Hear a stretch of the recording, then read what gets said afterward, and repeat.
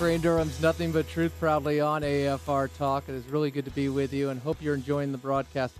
Look, we have a real treat for you in about 15 minutes. Sandy Rios from Sandy Rios in the Morning right here on AFR Talk is going to join us. We're going to talk Benghazi and also about the AFR Talk lineup.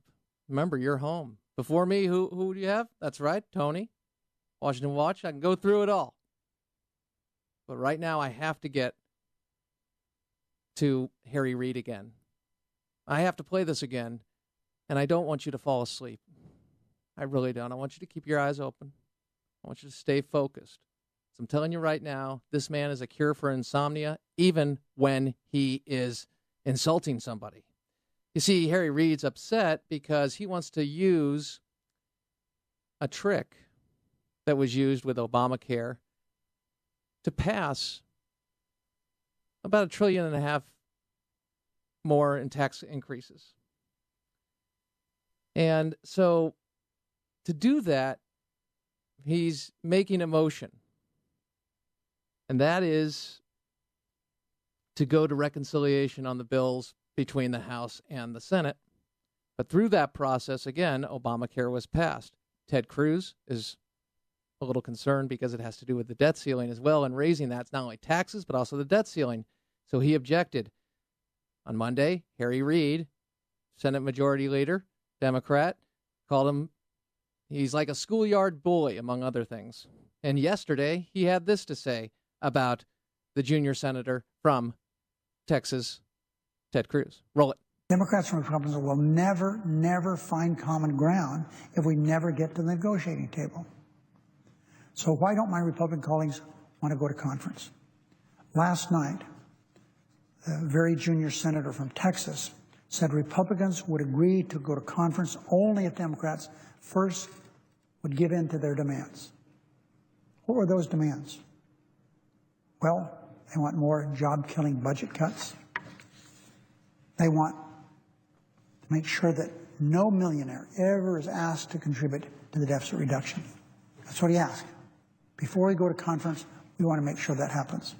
He also said he wanted to make sure, remember this, we've been there before. Maybe the junior senator from Texas doesn't remember, but we remember. This was about going to conference and then using reconciliation to pass tax increases as well as raise the debt ceiling, because it has been done that way before. And Senator Cruz responded not only to the schoolyard bully comment in this speech, but also the junior senator, or very junior senator from Texas, which again was from the New York Times. Come on, Harry. Really?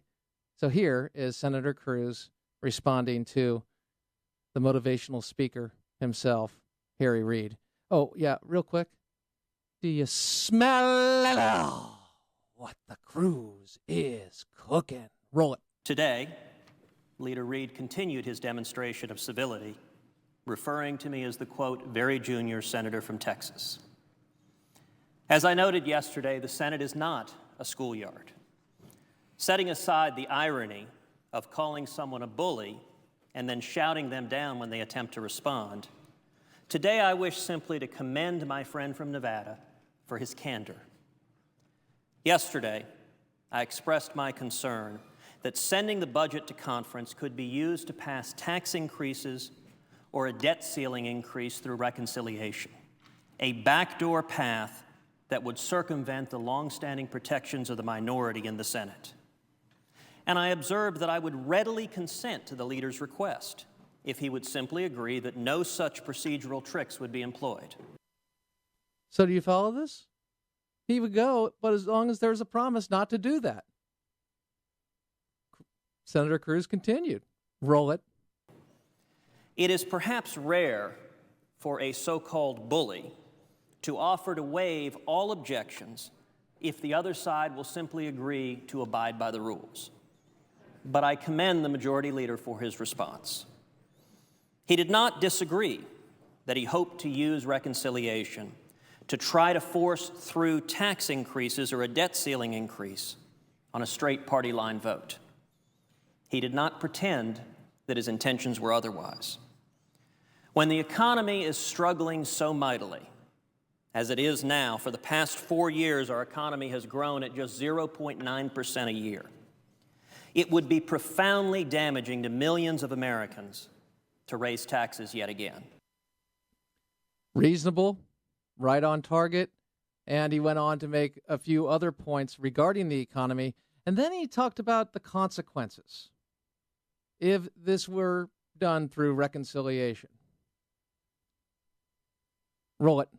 If done through reconciliation, the majority could increase taxes or the debt ceiling with a 50-vote threshold, rather than needing 60 votes.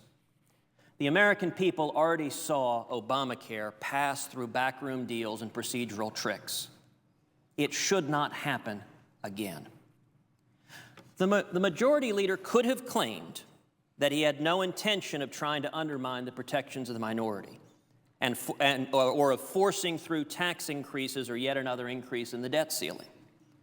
But in a refreshing display of candor, he did not do so. And I commend him for his honesty, so that our substantive policy disagreement can be made clear to the American people. Well, that scratches my itch, I'll tell you what.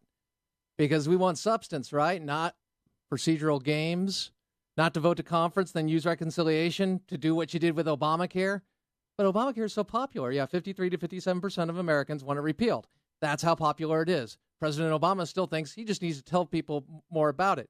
Meanwhile, his fellow Democrats are sitting there going, well, yeah, this is going to be a train wreck. Doesn't know how to handle that one. So he just makes up things about, oh, everything's gone through anyway. We're benefiting. Okay. But back to Senator Cruz, because he wanted to make a point about why he objected and what he truly desires, which is not to be an obstructionist. So he gets explicit. Roll it. Let me be explicit. We have no objection to proceeding to conference if the leader is willing to agree not to use it as a backdoor tool to raise the debt ceiling. If not, he is certainly being candid, but the American people are rightly tired of backroom secret deals to raise the debt ceiling even further. And we should not be complicit in digging this nation even further into debt on merely a 50-vote threshold. And then he closes. It's not his full close, but I got to tell you, for a close, this is pretty impressive because he talks about the truth. Roll it. I would note that the leader made a plea to regular order, and yet he was seeking unanimous consent to set aside regular order. Granting that consent could open the door to even more tax increases and crushing national debt. And in my judgment, the Senate should not employ a procedural backdoor to do so. For reasons unknown, the majority leader deemed my saying so out loud as somehow, quote, bullying. Speaking the truth, shining light on substantive disagreements of our elected representatives is not bullying. It is the responsibility of each of us. It is what we were elected to do. And he goes on, and I thought it was good, a little preachy, but I'm not going to criticize it because on the whole, it was a fantastic close in addressing every point. Why is this important? Why do we spend a good portion of the segment playing Senator Cruz for you? Because you like ours, Crane. It's all about ours versus D's, man. That's what. No, it's actually not. It's not about ours or D's because your vote, your business. It's about honesty and accountability and how Ted Cruz is being smeared. Now, remember when he was making his point on gun control and the legislation and going through and talking about the amendments, specifically the Second Amendment, and drawing an analogy to the First Amendment, carving out certain elements and aspects of that. And he frustrated the Democrats and those that were pushing gun control because, quite frankly, he was making sense. And he was exposing that they see things in the Constitution that are not there, and when they are there, they seek to trim them Senator Cruz should be welcomed by people who want accountability. Not because he's an R, not because of the fact that he is taking down the likes of Harry Reid and making him look foolish. Anybody who analyzes Harry Reid can make him look foolish. It doesn't take a rocket scientist, okay?